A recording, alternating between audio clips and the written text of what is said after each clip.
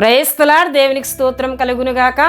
దేవుని బిడ్డలారా, పేతురు రాసిన మొదటి పత్రిక 2వ అధ్యాయము 21 నుండి 23 వరకు మనం చూసినట్లయితే పేతురు గారు యేసుక్రీస్తు ప్రభువారి విషయమై ఈ విధంగా తెలియజేస్తూ ఉన్నారు.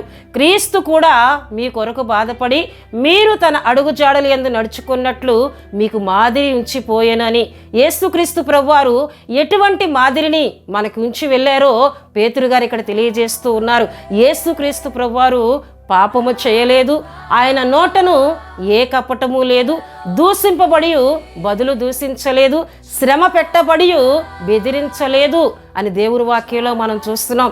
అయితే ప్రియదేవుని బిడ్డలారా, యేసుక్రీస్తు ప్రభువారు మాదిరి ఉంచారు, ఆయన చెప్పారు, చెప్పిన ఆయన చేస్తారా లేదా అని దేవుని వాక్యంలో మనం చూసినట్లయితే మత్తయి సువార్త 5వ అధ్యాయము 44లో ఈ విధంగా రాయబడి ఉంది. యేసుక్రీస్తు ప్రభువారు అంటున్నారు, మీ శత్రువులను ప్రేమించుడి, మిమ్మల్ని హింసించు వారి కొరకు ప్రార్థన చేయుడి అని చెప్పిన యేసుక్రీస్తు ప్రభువారు కలువరి శిలువపై తను హింసించు వారి కొరకు, తను బాధించు వారి కొరకు, శత్రువుల కొరకు ప్రార్థన చేసినట్లు దేవుని యొక్క వాక్యంలో మనం చూస్తున్నాం. గనుక ప్రియదేవుని బిడ్డలారా, యేసుక్రీస్తు ప్రభువారు మనకు మాదిరి ఉంచారు.